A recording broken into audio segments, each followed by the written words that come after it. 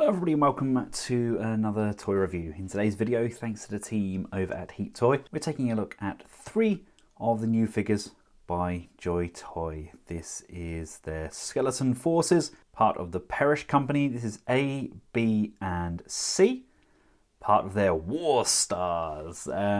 This is their 3/4 inch line.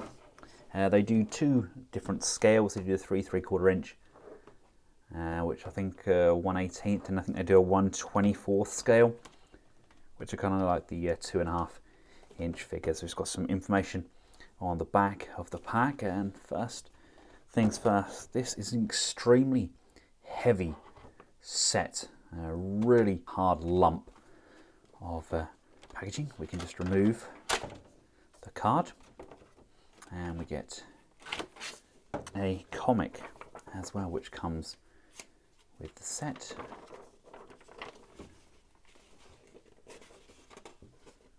Kind of reminds me a bit of companies like MMC, where they would give us a comic as well. But nice, really nice, clean artwork. A little bit graphic there. Skeleton Force, Perish company. Let's take a look at the figures. And here they are in all their 3 3/4 inch glory. These are very highly detailed for the size. Very impressed. The nearest I've had to these, kind of the Acid Rain figures, but obviously these have gone one step beyond and given us some incredibly detailed kits. Each figure comes in its own display case with its own base on top. I'll show you those shortly. And they also come with a baggie filled with interchangeable parts. As you can see here, they've got different ones sporting the rolled up sleeves and the rolled down sleeves. We've got a closed fist hand. We've got the pointing indicating hand. They've all got these backpacks which can be removed. All 3 come with 2 handguns and also an assault rifle as well. Really loving these, and just been looking into the JoyToy figures a little bit more, and you can even get really kind of big G.I. Joe-esque vehicles for these guys as well. Genuinely very impressed. And let me just show you these bases that come with them. They come in these tubes, and you get this display stand on the base, and you can plug your figure on to these. You can have them as just standalone displays if you wish, or you can also kind of tuck the weapons in, and you would then slide this down. I can't do it with his gun sticking out, but they basically allow these to stack on top of one another, so you can get several in and then stack them all up. I think that's a really nice thing to be able to do, giving yourself something very similar to what you would get like an Iron Man armory. But as far as bases go on their own, these are quite nice stands, although you don't really need them. These do stand up pretty well on their own, just a matter of getting them to work. They've got lots of articulation, so you just need to make those joints work for yourselves. We get baggies filled with the additional accessories. We get an additional crotch piece, we get arms, and we get hands and guns. We get a baggie filled with all of the joints themselves. So I don't think there's any real fear of any of these joints breaking, but they've got you covered just in case they do. Now, getting up close and personal, let's just take a closer look.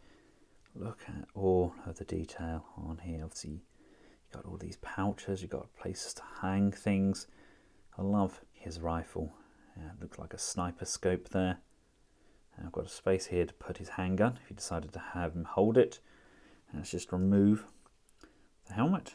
You see what I mean about the head? I mean, they're really nicely sculpted. The paint apps are a little bit dark. I think maybe they've gone a little bit over the top with the black wash, but it still works nonetheless. Really do remind me of the old G.I. Joes, but done to a much more kind of realistic standard. We've got articulation on the neck, articulation on the head separately as well as that neck. So you've got several points in there, so we can get some quizzical tilting as well as the rotation. On the arms, they come out to the side, down, flexible armor on there, rotation at the elbow, bend at the elbow, rotation at the wrist, bend on the wrist. We've got abdominal crunch forwards and backwards, rotation around the waist.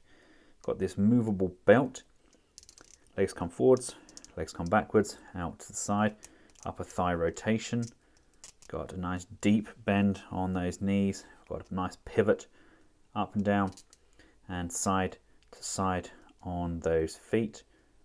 And we've even got an articulated point on the toe as well. Something you wouldn't really necessarily expect on a figure this size. I do love the helmets they come with as well. Just highly poseable, gorgeous looking action figures. Next up we have B with his very kind of angry pointy face. Again, they're kitted up in pretty much the same gear, but you get to chop and change. You can switch out these sleeves, for example, the sleeveless arms for the sleeved arms. You don't have to have the backpacks on. Backpacks come detached as standard. It's just I like to have them kind of all uniform. I do love that kind of cropped hair that we've got going on, but again, maybe a little bit overkill with the paint. Maybe there's a little bit too much of a black wash on there. Either way though, a lot of expression being captured in these figures. And finally,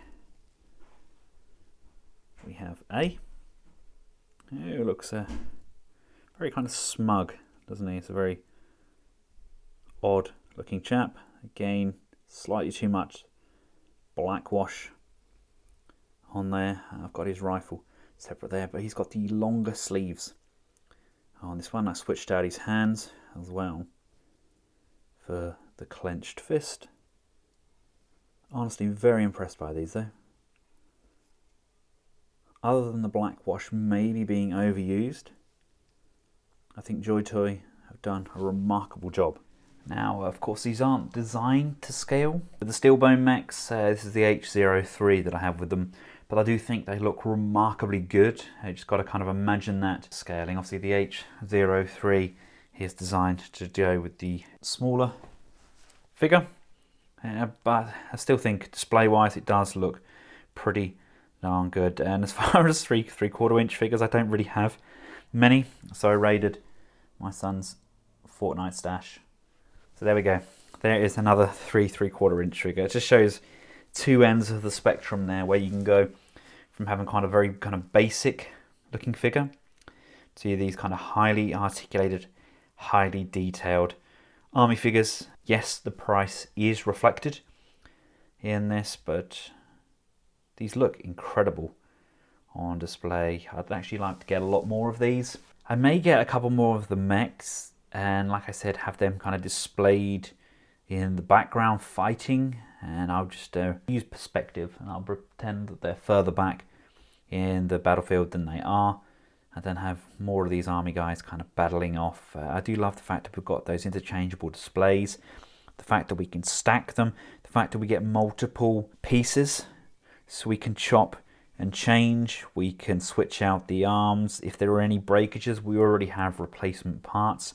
I think that's a really good thing to factor in, and I guess that's why they cost what they do. It's the amount of detail and the amount of time and effort that's gone into these figures, and the amount of detail and the accessories that's included. I love the fact that we get a comic alongside these as well, albeit I can't read it, but I'll use my trusty Google Translate to help me flick through the comic. I will be reviewing the Steelbone mechs 3 and 5 as well. Those will be coming up within the next few days, but for now, this is the trio of A, B and C, the War Stars Skeleton Force Perish Company, and these come highly recommended. Thanks again to JoyToy for hooking me up with these, getting these shipped out really promptly. Slight delays in EMS shipping at the moment. These were sent SF Express, which is a little bit more expensive, but they did come within a week of sending them. And until next time, from myself and the rest of the Collectables household, goodbye.